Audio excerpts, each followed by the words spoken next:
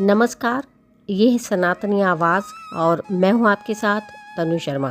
सनातनी आवाज़ में आज प्रस्तुत है एक मार्मिक कथा, शिव का शव रूप शक्ति की खोज। इस कथा में भगवान शिव को शव रूप में दिखाया गया है। ये शिव और शक्ति के प्रेम, त्याग और पुनर्जन्म की कहानी है। एक बार जब माता सती ने अपने पिता राजा दक्ष के यज्ञ में अपने पति भगवान शिव जी का अपमान सहन न कर पाने के कारण आत्मदाह कर लिया तो शिव शोक में डूब गए। वे सती के जलते हुए शरीर को देख व्याकुल हो गए और उनके मृत शरीर को उठाकर पूरे ब्रह्मांड में भटकने लगे। शिव का ये रूप भयानक था। वे अपने कंधों पर सती के शव को उठाए तांडव करते हुए त्रिलोक में घूमते रहे।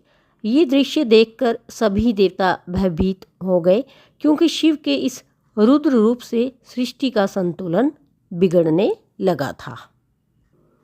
शिव को शांत करने के लिए भगवान विष्णु ने सुदर्शन चक्र चलाया, जिसने सती के शव को कई टुकड़ों में विभाजित कर दिया और जहाँ जहाँ वो गिरे वहीं शक्तिपीठ बन गए। शव को ढोते हुए शिव धीरे धीरे शोक से बाहर आए और समाधि में लीन हो गए। समय बीतता गया और कालांतर में माता सती ने पार्वती के रूप में दोबारा जन्म लिया, ताकि वे शिव जी को फिर से मिल सके और सृष्टि का संतुलन बनाए रखे।